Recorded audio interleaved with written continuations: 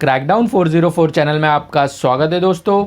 आज हम देखेंगे normal hard drive versus SSD hard drive, दोनों में क्या डिफरेंस है इस वीडियो में हम चेक करेंगे। सबसे पहले यह है कि जो हार्ड ड्राइव है, नॉर्मल हार्ड ड्राइव, वो अभी भी मार्केट में अवेलेबल है, जिसका प्राइस बहुत लो होता है, और एसएसडी अगर आप परचेस करने जाते हो तो उसका प्राइस बहुत हाई होता है। तो दोनों में क्या डिफरेंस है हम देखेंगे।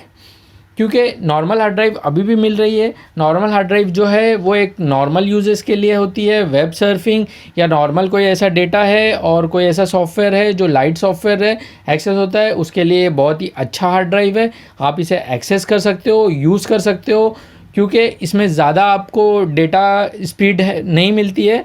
आपको तकरीबन 100 से 150 के बीच में जो स्पीड मिलती है MBPS की। तो ये 150 MBPS की आपको इसमें स्पीड मिल जाती है, या आपके लिए नॉर्मली इनफ है। इन केस अगर आप हायर गेमिंग यूज़ करते हो, या अगर हायर सॉफ्टवेयर, ऐसा ग्राफिक का जो हायर सॉफ्टवेयर है जो जिसका जो आपका फ़ाइल होता है, फ़ाइल आपका नॉर्मली आप पकड़ लो कि आपका फ़ाइल 500 MBPS का यानी 500 MB का बन रहा है, तो आपके लिए SSD यूज़ करना अच्छा है। अगर उसके नीचे या लो है तो आप नॉर्मल हार्ड ड्राइव यूज़ कर सकते हो जो चीपर और बेस्ट प्राइस में है। तो आप नॉर्मल भी कंपनी जो है दोनों भी हार्ड ड्राइव बनाती है, इसलिए बनाती है कि जिसकी रिक्वायरमेंट है उसकी रिक्वायरमेंट के हिसाब से वो आदमी उस हार्ड ड्राइव को परचेज़ कर सके। तो आप नॉर्मल हार्ड ड्राइव भी परचेज़ कर सकते हो, SSD भी परचेज़ कर सकते हो। तो हम देखेंगे कि इसमें क्या क्या एडवांटेज और डिसएडवांटेज है और क्या क्या इसमें खूबियाँ हैं, यानी SSD और नॉर्मल हार्ड ड्राइव में क्या क्या है। जो नॉर्मल हार्ड ड्राइव है उसकी कैपेसिटी होती है 500 GB से लेकर 24 TB तक आपको मार्केट में अवेलेबल है।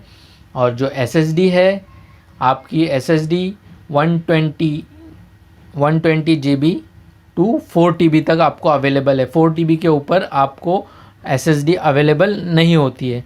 तो अगर आपको 4 TB के ऊपर का डेटा स्टोरेज करना है तो आपको नॉर्मल हार्ड ड्राइव जो आती है, बड़ी वाली हार्ड ड्राइव, वही आपको परचेस करनी होगी। अगर आपको 4 TB के नीचे है तो आप SSD परचेस कर सकते हो। तो ये दोनों में डिसएडवांटेज है, तो आप दोनों आपके रिक्वायरमेंट के हिसाब से आप ले सकते हो। सेकंड जो है इसका इंटरफेस मतलब जो आपका कनेक्टर होता है इनबिल्ट है, लेकिन जो आपका कनेक्टर होता है वो साटा है। दोनों में भी साटा पावर और साटा डेटा का जो ट्रांसफ़र है वो साटा पे ही है, तो आपका कोई प्रॉब्लम नहीं होगा, आपको दोनों कनेक्टर सेम मिल जाएंगे इसमें। फॉर्म फैक्टर की बात की जाए तो जो बड़ा वाला हार्ड ड्राइव है वो 3.5 इंच का होता है, उसका लेंथ और डायमेंशन बड़ा होता है। और जो SSD की बात की जाए तो SSD का डायमेंशन बहुत छोटा होता है, वो 2.5 इंचेस का होता है। नॉर्मल हार्ड ड्राइव की जो स्पीड होती है वो तकरीबन आपको RPM पे अवेलेबल होती है, 5400 RPM से लेके 7200 RPM। और अगर आपने कज़ी परचेज़ किया है तो आपको 10,000 RPM की भी मार्केट में अवेलेबल आपको मिल जाएगी। उसके अकॉर्डिंगली जो SSD होती है, नॉर्मल SSD में कोई RPM नहीं होता है, वो RPM पे नहीं चलती है, चिप बेस होता है, यानी जो मेमोरी चिप होती है चिप के ऊपर डिपेंड होता है। RPM जो होता है वो ये होता है कि जो आपका ड्राइव है, मीडिया रन होता है, कितने फास्ट रन होता है, उसे RPM कहते हैं। नॉर्मल जो हार्ड ड्राइव होता है 3.5 का, उसकी मैक्सिमम स्पीड 200 MBPS तक होती है, और जो SSD की स्पीड होती है वो 550 तक आपको नॉर्मली मिल जाएगी। और उसके ऊपर की हाई एंड अगर आप परचेस करते हो, या आपको कुछ और भी SSD मार्केट में ऐसी अवेलेबल है जो तकरीबन 2 GBPS तक की भी आपको अवेलेबल मिलती है।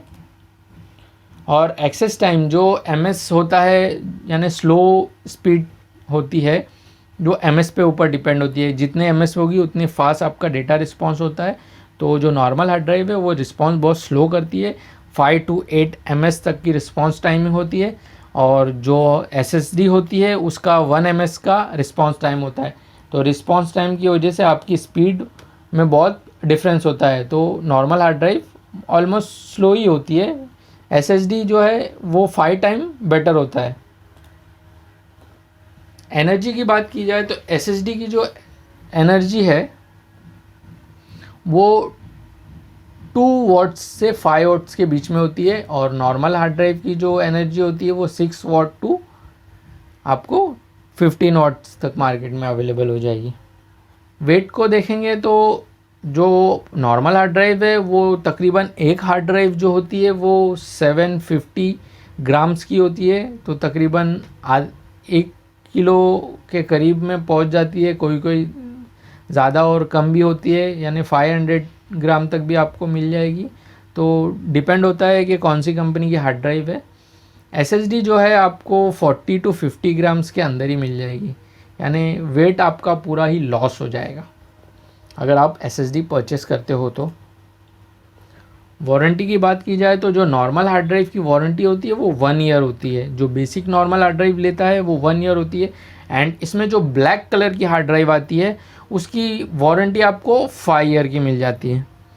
तो 5 ईयर की जो वारंटी वाला हार्ड ड्राइव आप जब परचेस करते हो नॉर्मल में, उसका प्राइस भी ऑलमोस्ट डबल हो जाता है। और जो SSD होती है वो 3 टू 5 ईयर की नॉर्मल वारंटी होती है, यानी मिनिमम आपको 2-3 ईयर की वारंटी यहाँ पे अवेलेबल मिल जाएगी। ये एक बेटर ऑप्शन है। प्राइस की बात की जाए तो आप अगर नॉर्मल एक हार्ड ड्राइव लेते हो, जो एकदम बेसिक नॉर्मल हार्ड ड्राइव, वो आपको 1 TB 3,200 रुपये में मिल जाएगी। और जो आप SSD परचेस करते हो वो 420 GB की जो SSD होती है वो तकरीबन आपको 3,000 रुपये में अवेलेबल मिल जाएगी। मार्केट अप डाउन होता है, उसके हिसाब से आपको प्राइस में डिफरेंस हो जाता है। तो हार्ड ड्राइव लेने से पहले आपको ये सब चीज़ें देखनी ज़रूरी है। आपकी क्या रिक्वायरमेंट है वो इम्पॉर्टेंट है। अगर आपकी रिक्वायरमेंट SSD नहीं है, आपका डेटा इतना स्पीड में ट्रैवल नहीं करता है, या आप ऐसा कोई सॉफ्टवेयर नहीं यूज़ करते हो हैवी सॉफ्टवेयर, या कोई ऐसी फाइल नहीं बन रही है आपकी कि जो वो 1-1 GB तक की बने, तो आप नॉर्मल हार्ड ड्राइव परचेस करते हो उसमें कोई भी प्रॉब्लम आपको नहीं होगी और आपको चीप प्राइस में मार्केट में अवेलेबल हो जाएगी। इस वीडियो में इतना ही। चैनल को सब्सक्राइब कीजिए और वीडियो को लाइक कीजिए।